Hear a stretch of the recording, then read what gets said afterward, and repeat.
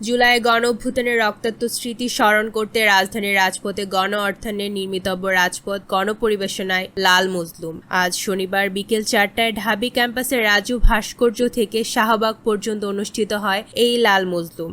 রাস্তার বিভিন্ন গুরুত্বপূর্ণ স্থানে প্রদর্শিত হয় নৃত্য, পথনাটক, পোস্টার নাটক, চিত্রকর্ম, বিভিন্ন ঘরানার সঙ্গীত। এছাড়াও কবি কাজী নজরুল ইসলামের বিদ্রোহী কবিতাকে কেন্দ্র করে বিভিন্ন আঞ্চলিক ভাষায় কবিতা পরিবেশন করা হয়।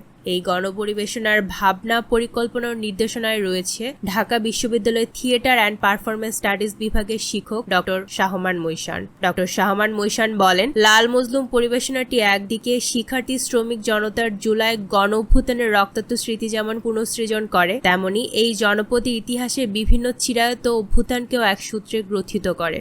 এই বিষয়ে অনুষ্ঠানের অন্যতম আয়োজক রাগিব নাইম বলেন, জুলাই গণঅভ্যুত্থানের বিজয়গাথার একদিনের ফসল নয়, বরং এর পেছনে রয়েছে বিরাট এক ইতিহাস।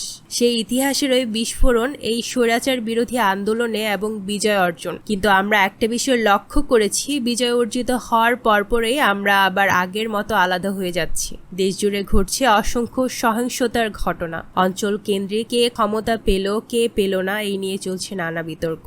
আমরা এই পরিবেশনাটির মাধ্যমে এই মেসেজটি পৌঁছে দিতে চাই যে আলাদা হওয়ার মাধ্যমে কখনো ভালো কিছু করা সম্ভব নয়, এতে বরং আমাদের বিভেদ সৃষ্টি হয়। এখন বিভেদের সময় নয়। আমরা যেমন করে স্বৈরাচারী হাসিনার মূলোৎপাটন করেছি, একসাথে হাতে হাত রেখে, সেভাবেই সামনের দিকে দেশটিকে এগিয়ে নিতে চাই।